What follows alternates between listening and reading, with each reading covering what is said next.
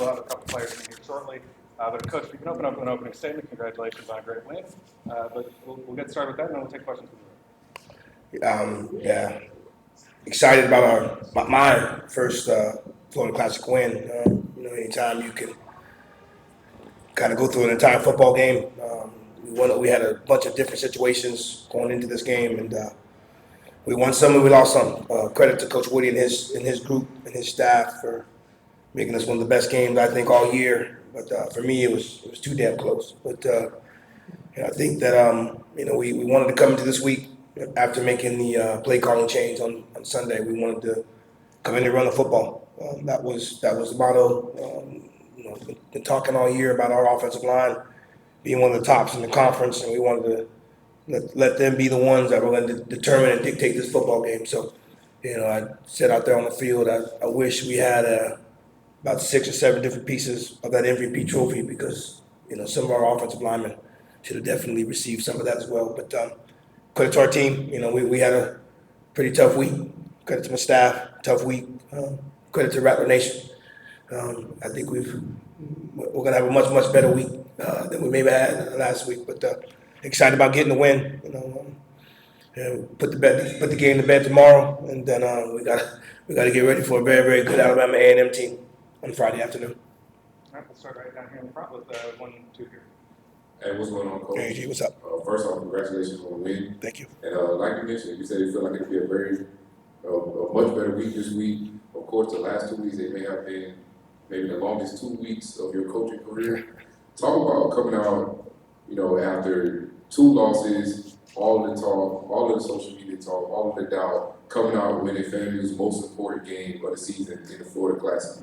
Well, I didn't have to do all the talking. Everybody else was. So, but for us, just making our guys come in and work hard. We having a clear plan of what we wanted to do, and not shying away from it. We felt we had the ability to run the football with our backs.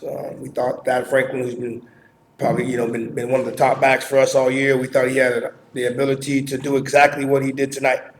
And then regardless of taking our foot off the gas or not, but we knew we could run the football against them.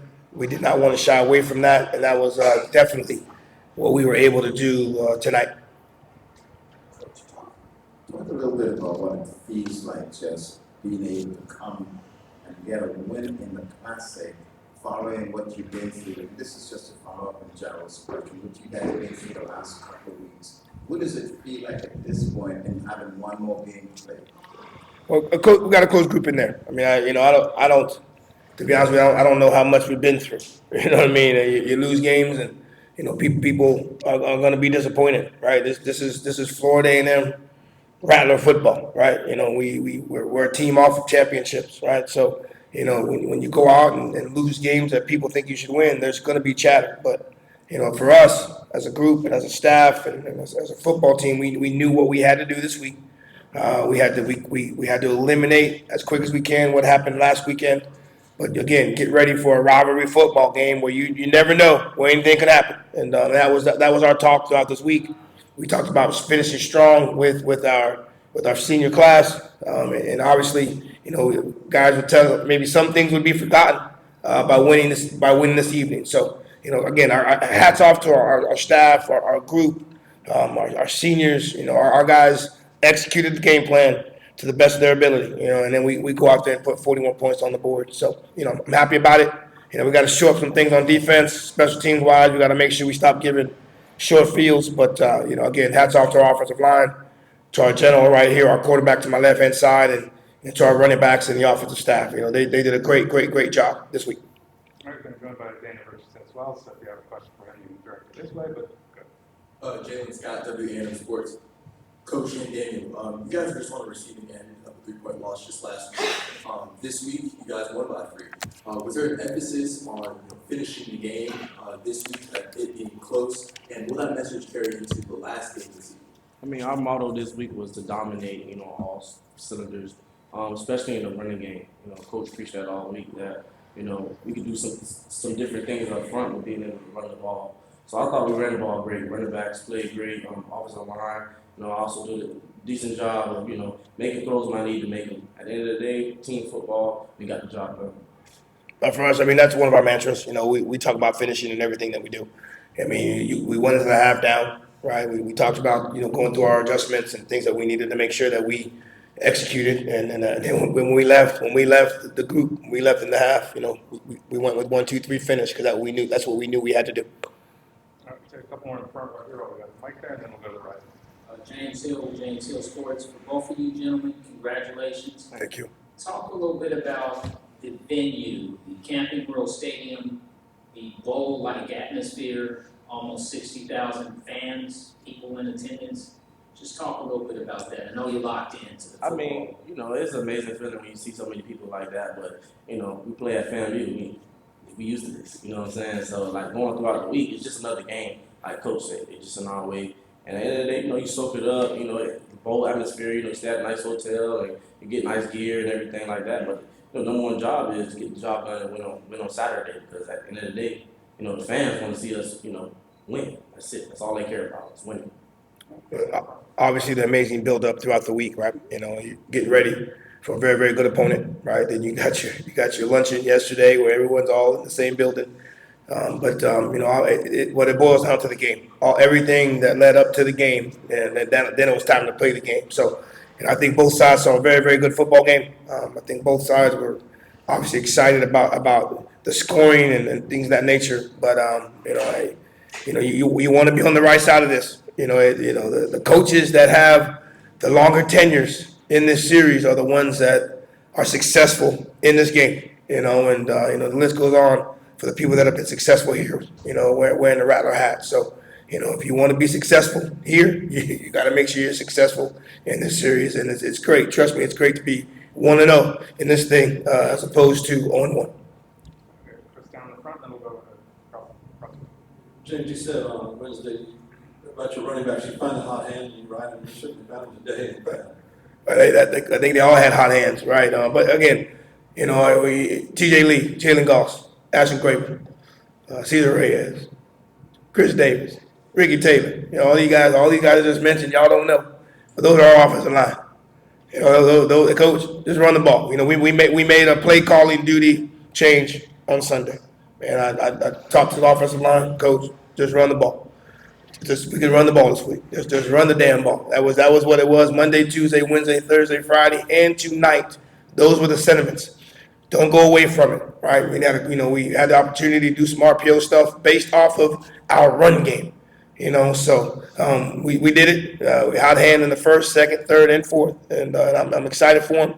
I'm excited for Dad, excited for Woo, excited for Bo, and excited for Rattler Nation because they got a chance to see what our offense can truly look like on a weekly basis. Okay, pass over across. Appreciate it, Coach. Keep that Fans Up podcast here. You mentioned special teams, and so we looked at the last two games, and you can equate special teams to giving up about 30 some odd points. What are some of the things that we can do to fix that up, shore that up, and what are some of the changes you're hoping to see going forward? I mean, we got some of those guys that are on our special teams are guys that are quality players on our offensive, defensive side. We can't take plays off. We got to execute kicks. And then once we do make our kicks, we got to get down the field. On the punt return, we want the ball to be towards the sidelines. So we mishit it. Our freshman punter mishit it and got the ball in the middle of the field. Also with that, we weren't getting down the field as much as we needed to. But you guys saw the game. We had a punt return for a touchdown. We had a couple kickoff returns where the offense got really, really short fields. And when I discussed special teams with our guys today, and we talked about hidden yardage, right? I'm looking at the hidden yardage today. I think they had 200 return yards. And that again, short fields leads to points. And so that's execution on our end. We've got to be better. We got to continue to work on it. We got one more week against Alabama A&M, who's very, very good on special teams as well. And I'm pretty sure they're going to try to exploit us as well. So, what do you do to get better? Make some changes if need be, or use the guys that we have, and that make them understand how important execution is. Coach D. Rich will tell you the first thing we work on. We don't work on offense. We don't work on defense. What's the first thing we work on? Every morning. Every morning. We give them 15, 20 minutes of that, and we give them another 10 or 15 minutes of practice. So maybe we need to give them a little bit more time. That's definitely been tough on us as far as on the defensive aspect. obviously Cameron Gillis does a great job of kicking field goals. He's about as automatic as we can get, but we gotta help ourselves with the short fields with some of the returns that we're giving up. Go back to the right on the right. Hey, Coach. Hey, Allison, how are you? Allison Colzie, WCTV. We know you. We know you. I'm supposed to. Oh, okay. All right. Coach, just you've talked about it a little bit. This team's ability to kind of overcome all the distractions this week. And Daniel, if you want to expand on this too, but what does it say about this team's maturity? Because heading into a game like this, coming off the loss, never know where their heads are going to be. But what does it say about them to fight back and continue to fight back to that? Just sticking together. I mean, we've been through a lot of adversity this year, and at the end of the day, going into this week, Coach was like, this game's mean a lot to so many people. It's like, it's a history game, rivalry game, and at the end of the day, Coach said, as long as we prepare and we able to dominate on all cylinders, get the dub. Today that's what happened. I say for the most part, I asked our guys to eliminate the outside noise. Let me be the one that had to deal with it. Let me be the one that had to go through all of that. That's part of the job. That's part of having this job. And I think our guys did a very, very good job. Not just this week, but just throughout the season. We've had a few things that happened to this football team, whether it's injuries, whether it's stuff internally. But that's just, again, the maturity of our football team, of our guys, rising to the occasion when need be. And again, happy for them. I know that the guys, they don't want to just win tonight. They want to make sure we finish strong on the next one, especially for us having senior day. But again, you mentioned it. We're a very, very old group. Jalen Goss, who's about 47 years old, going on his 9th year here at Florida A&M. So he's we got some guys that are really, really older. We got guys working on double masters right now. So that's how old our guys are. But the maturity level of our football team is really, really high, and it was extremely important for our preparation for this week's football game. All right, we're going to go back to Gerald and Jalen on the left, and I'll bring things up again. Coach, when I was talking to guys over the week, it was certain guys who said this win right here will help move the program forward for years to come. And I guess Dave could kind of test this question as a guy who's about to play his last college football game next week. And Coach, you can talk about this too. Talk about how this game, specifically the Florida Classic, and finishing strong against Alabama and getting that 7-5 record will help the program and I guess help you as a head coach also moving forward for the rest of the season and beyond. I mean, coming here, we throughout this whole week, we didn't even say the word, Bethune. Like, it meant so much to so many people, and just we asked people to talk to us just about the history of this game and what it means just for the program. Like, throughout the whole season, you want to go have a great season, go to the Celebration Bowl, win a national championship, but just to win the Florida Classic means so much, and just years to come, one day you want to be able to tell your kids a story that I played in the Florida Classic in 2024 and we beat Bethune. Like, that's just how it is. So you want to have a story to tell. Also got Quan Lee join us. Go ahead, Coach. Well, you want to end on a good note. Ultimately, right? You're playing this game to win. You want to make sure as a senior, you win, you finish the season strong, and then obviously that builds on your foundation for the off season. You got the guys that will be leaving us. After our last game next week. That's very, very strong. They're proud. Really, really good football players, and so you don't want to leave on a sour note. Obviously having to play the game because of it being postponed, but you want to make sure you leave the program in good hands, and the best way to leave a program like Florida A&M in good hands is by winning. WNR Sports James Scott. Coach, you kind of touched on it, especially going into next offseason. Last week you had also mentioned that somebody had told you win homecoming and win classic. In both of those. So how does this game affect the confidence of not only the fan base but teams going forward?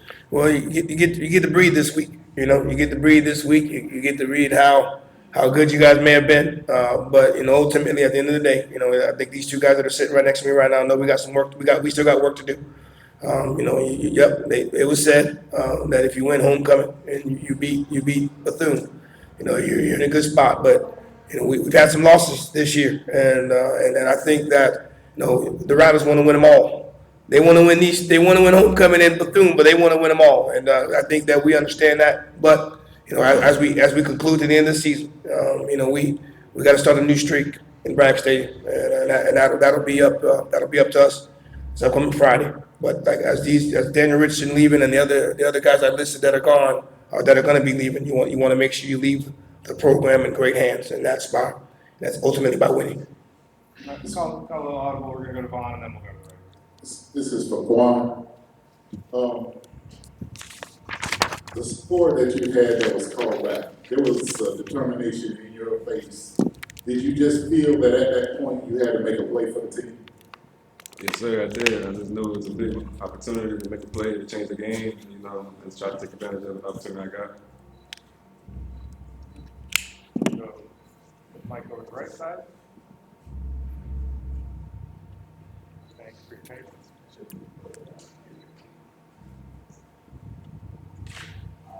Question for Quan and Daniel. So, two-parter there. So, Quan, welcome back. You played at UCF and had some time there. Could you speak to kind of coming back to the Florida Classic and having like a resurgence back? In a city where you may have different fields. And then, Daniel, could you speak to what do you tell the next generation of aspirants and those who want to come behind you and be 1-0 or have a perfect record in the Florida Classic? Well, just me personally, this game personally, I've been growing up coming to this game. Like when I actually attended UCF, I came to this game, and just playing it, it's a dream come true, And it just, man, it's unbelievable. We win, we get to celebrate, finish the season strong, on top. Basically, just being blessed in this position, just to play, at this prestigious university. When you get your opportunity, you run with it. When I preach to young guys, be disciplined, listen to your coaches. Because at the end of the day, they're here to help us, not just on the field, but off the field. At the end of the day, it's bigger than football. And, this program, we have great programs just, in the schools. So at the end of the day, when you come to FAMU, come here to be a winner. Got another one in the front here, Chris. Can you take the mic from that's the one? Thank you. Last question here. This one's for Quan. So a lot of the questions going into the season was who's going to step up. In addition to we had a lot of guys leave, and on defense it was Aaron Jenkins. For offense, later on the season it was you. So being that you guys both graduated from People's High School, what does it mean to come together on either side of the ball and kind of step up for your team? Just something been installed in us from high school. Just just play for your brother. And then to show up when your name's called, like stepping up. We got our chance this year to step up and make some plays when we're called on, and we took advantage of the opportunity. So that was a big thing for us. So. Any more questions from the room? Take one more from here. This was Coach and this was anybody. Next week, senior day, Dan Richardson. I know it'll be a very emotional game, your final game in Bragg. I know you only spent a year here at FAMU, but I'm sure it was a rewarding one for you. And Coach also kind of sending off your first class of seniors. Talk about that a little bit, the emotions, and like you said, you want the new streak in Bragg to start this Friday coming up. Basically, we just want to leave off on a good note, especially senior class that guys I transferred in with, and guys that seniors now. Start a new streak in Bragg, and I just want to leave a good note that I was a great leader on this team, and I was just a great person overall throughout this whole university, and I want everybody to know that. All right, take one more from the right, and we'll pass the mic to you. Derek.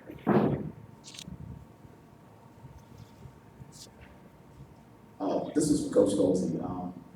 Coming up to the end of the season, you've transitioned from being a head coach to being an assistant and back to a head coach. Could you speak to just when you look back at this season, what is your big takeaway? What are your goals, what are your goals, and what are you looking forward to going into next season as you kind of reflect upon what this season has been? It's a damn good question.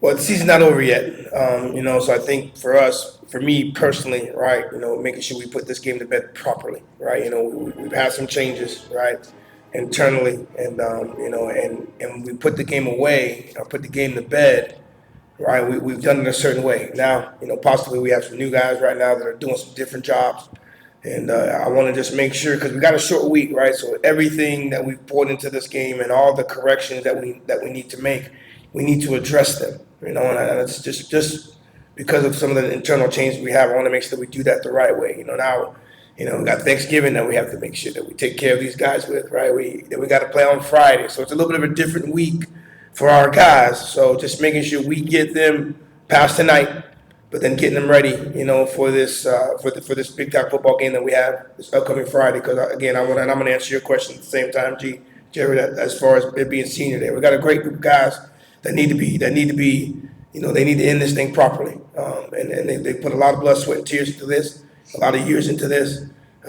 Championships, rings, and it's just important that it's just important to me. It's important to them that their final moment in Bragg Stadium is a win. Ask me that question that you asked me. Ask me that after Friday, and then I can probably give you a better answer because my main goal right now is getting these guys properly, getting them ready for Friday. I think that's going to be extremely important, but also them understand Thanksgiving and making sure that they eat and do all the things that they need to get done throughout this week. So give me till next week so I can answer that question thoroughly for you. Last call from the room. All right. Part of this I think I can call loud. Well, we gotta get your microphone in.